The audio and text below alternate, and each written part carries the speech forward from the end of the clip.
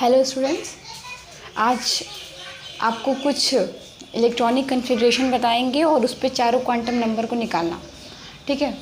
क्योंकि बहुत लोगों को ये डाउट था कि वो क्लियर नहीं हो पा रहा था, तो बाकी का एक मैंने बताया, दो आप लोग खुद से करेंगे। पहले मैंने लिया है ऑक्सीजन, फ्लोरीन और नियान, ठीक है। तो पहले जैसा कि हम जानते हैं कि इलेक्ट्रॉनिक विन्यास सिर्फ आपकी परमाणु क्रमांक पे होता है, परमाणु भार का नहीं होता, एटॉमिक नंबर का होता है। तो जो भरने का क्रम है 1s2 2s2 2p4, ठीक है, 1s2 2s2 2p4। तो पहले जो आपके इलेक्ट्रॉन जाएंगे वो 1s ऑर्बिटल में, 2 को भरने के बाद दूसरे में 2s2 में, फिर 2p4 में। तो 2p4 आपका जो है वो कंप्लीट ऑर्बिटल नहीं है, यानी इसमें एक तो पेयर्ड है, दो आपका अनपेयर्ड है। तो इससे आपको दो चीज़ निकल के आएगी कि किस तरह पहले क्वांटम नंबर निकाला जाता है और किस तरह जो हमने पढ़ा था पिछले क्लास में कि जो पाउली एक्सक्लूजन प्रिंसिपल यानी पाउली का जो अपवर्जन नियम है वो किस प्रकार सिद्ध होता है। एक बार चूँकि पढ़ चुके हैं आप लोग, लेकिन फिर भी जितनी ज़्यादा प्रैक्टिस कीजिएगा उतना ज़्यादा इसमें आपको ईजीनेस महसूस होगा, ठीक है। तो पहले हम बात करते हैं कि आप इस इलेक्ट्रॉन के लिए भी निकाल सकते हैं, इस इलेक्ट्रॉन के लिए भी निकाल सकते हैं। इसके टोटल कितने इलेक्ट्रॉन है ऑक्सीजन में? 8 इलेक्ट्रॉन है ना। तो या तो आप पहले के लिए निकालिए, दूसरे के लिए निकालिए, तीसरे जो भी आपको मन करे आप उसको निकालिए, लेकिन तरीका आपको पता होना चाहिए। मान लीजिए मैंने निकाला है 5वें, 6वें, 7वें और 8वें इलेक्ट्रॉन के लिए, ठीक है। एकदम स्टेप बाय स्टेप चलते हैं। सबसे पहले एन की वैल्यू, तो जब आपका 5वां, 6वां और 7वां और 8वां इलेक्ट्रॉन है वो किस ऑर्बिटल में, किस क्वांटम नंबर वाला जो आपका मेन क्वांटम नंबर किस में जा रहा है? 2p4 में जा रहा है। तो 2p4 जो ऑर्बिटल है उसका आप उसी में आप एन देखोगे, क्योंकि जिस ऑर्बिटल में जा रहा है उसी का एन देखें। अगर मैंने आपसे पहले के लिए बोल दिया कि आपको ऑक्सीजन में पहले इलेक्ट्रॉन के बारे में निकालना, पहले इलेक्ट्रॉन का क्वांटम नंबर, तो जब आपका पहला इलेक्ट्रॉन है वो किस ऑर्बिटल में गया है? 1s2 में गया है, तो आप एन की वैल्यू 1 लेंगे। जब बात होगी कि इलेक्ट्रॉन आपका तीसरा किस ऑर्बिटल में गया है, तो 2s में गया है तीसरा इलेक्ट्रॉन, ठीक है।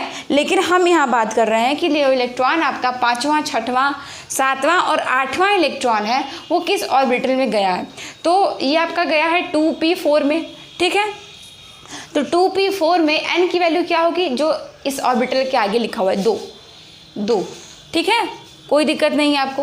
अब L की वैल्यू पे आते हैं। तो जैसा कि हम जानते हैं कि फॉर्मूला आपका क्या होता है 0 से n-1 तक, लेकिन इतना लंबा नहीं जाना है, डायरेक्टली आपको देखना है कि p ऑर्बिटल है तो नंबर क्या होगा? Azimuthal quantum number 1। चूँकि सारे इलेक्ट्रॉन आपके p में ही है, 2p4 में ही है, 5वां भी है, 6वां भी है, 7वां भी है, 8वां भी है। आप क्रम से भी निकाल सकते हैं, कोई दिक्कत नहीं है। तो p के लिए में आपका कौन सा ऑर्बिटल में गया? p में गया, तो उसके लिए एजीमुथल क्वांटम नंबर क्या है? 1। अब बात करते हैं m की, ठीक। L की वैल्यू हो गई 1। तो ध्यान दीजिए, अगर ये 3 ऑर्बिटल है तो 3 वैल्यू ही आएंगे L के, ये नहीं होगा कि 5 वैल्यू आ जाएगा। अगर 5 आ रहा है तो आपका क्वेश्चन गलत है। L की वैल्यू 3 ही आएगी। अब जैसे कि अगर मान लीजिए मैंने यहाँ पे यस लिया होता, अगर 2s की बात हम कर रहे होते, L की वैल्यू 0 होती, अब डायरेक्टली यहाँ पे 0 रखते, एक वैल्यू आ गई आपकी L की, तो m की वैल्यू भी 0 आपकी हो जाती, ठीक है। लेकिन जब जैसा कि आपको हम बता रहे हैं कि सारे क्वांटम नंबर एक दूसरे से न्यूमेरिकल में इंटरलिंक करते हैं। अगर आपका एक स्टेप गलत होता है तो अगला स्टेप अपने आप गलत होगा, कहीं से वो सही होने के चांस नहीं है कि 2 स्टेप गलत किया और 1 स्टेप सही आ गया, बिल्कुल नहीं। 2p4 की बात हुआ कि जब p की वैल्यू हो गई 1। अब m की वैल्यू कैसे निकालते हैं? -l से +l तक, ये फॉर्मूला है ना, m इजिकल क्या होता है? -l से +1 तक। और जो आपका एक फॉर्मूला होता है और होता है कि होता है 2l+1 टोटल मान की m के कुल कितने मान होते हैं, तो इधर उस पर मत जाइए भी आप बस इससे देखिए कि l की वैल्यू आपको पता है 1 है, m की वैल्यू पूछा तो m का फॉर्मूला होता है -l से +l तक। तो -l -1 से +1 तक, तो -1 से +1 के बीच में क्या आता है? -1, 0 और +1। तो -1 इस ऑर्बिटल इस कक्ष को दिया, 0 इसको दिया और +1 इसको दिया, यानी 3 आपके पास थे और 3 नंबर आपके पास m के आ गए। इसका मतलब है कि आप बिल्कुल सही डायरेक्शन में जा रहे हैं। -1, 0, +1। अब बात करते हैं कि कैसे देना है। अब बात करते हैं 5वें इलेक्ट्रॉन की। 5वें इलेक्ट्रॉन के लिए m की वैल्यू यहाँ पे क्या होगी? -1, बिल्कुल सही। 6वें के लिए 0 हो जाएगी, 7वें के लिए 1 हो जाएगी +1, फिर 8वें के लिए क्या होगी? -1, ठीक है, क्लियर है आपको। अब बात करते हैं m की वैल्यू तो क्लियर हो गई। m और l आपस में एक दूसरे से कनेक्टेड है, इस बात का ध्यान रखिएगा। अब बात करते हैं s की। s क्या है आपका? s आपका है स्पिन, जो इलेक्ट्रॉन के स्पिन को बताता है। इस स्पिन के लिए clockwise plus half plus half plus half, लेकिन इसके लिए क्या हो जाएगा माइनस हाफ। ठीक है, तो आप देखिए जो भी आपका टेबल है अगर उसमें 3 वैल्यू इक्वल है लेकिन चौथी वैल्यू अपने आप अलग हो जा रही है, कोई भी ऐसा टेबल नहीं है जिसके चारों वैल्यू इक्वल हो।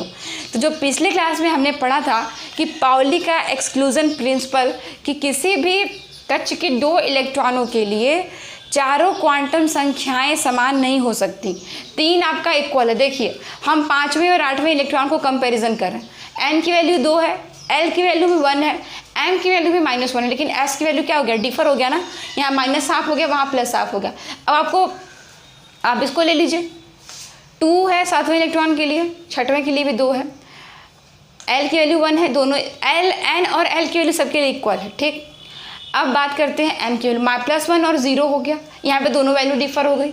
तो आप कह सकते हो कि किसी भी इलेक्ट्रॉन के लिए 2 इलेक्ट्रॉनों के लिए चारों क्वांटम संख्याएं समान नहीं होती हैं। सारे क्वांटम नंबर जब आप न्यूमेरिकल लगाने लगेंगे तो एक दूसरे से कनेक्टेड है। फिर से एक बार रिपीट कर देते हैं, n की वैल्यू जो ऑर्बिटल के आगे नंबर लिखा है वो है, l की वैल्यू s के लिए 0, p के लिए 1, d के लिए 2 और f के लिए 3। ठीक, अब बात करते हैं m की वैल्यू l पे डिपेंड करती है -l से +1 तक, +l तक। अगर p आपका 1 है तो -1 0 +1, अगर आपका जो l है वो 2 है तो -2 से +2 तक, -2 -1 0 +1 +2, यानी आपका कौन सा ऑर्बिटल आ गया, 5 वैल्यू मिल रही है ना तो 5 हो गया, d ऑर्बिटल है और s की वैल्यू आपकी स्पिन पे। तो इस न्यूमेरिकल को लगाइए और f फ्लोरीन का और नियान का खुद से करके देखिए, और ये आपका रहा इलेक्ट्रॉनिक कॉन्फ़िगरेशन और क्वांटम नंबर कैसे निकाला जाता है। अब नेक्स्ट टॉपिक पे नेक्स्ट क्लास में चर्चा।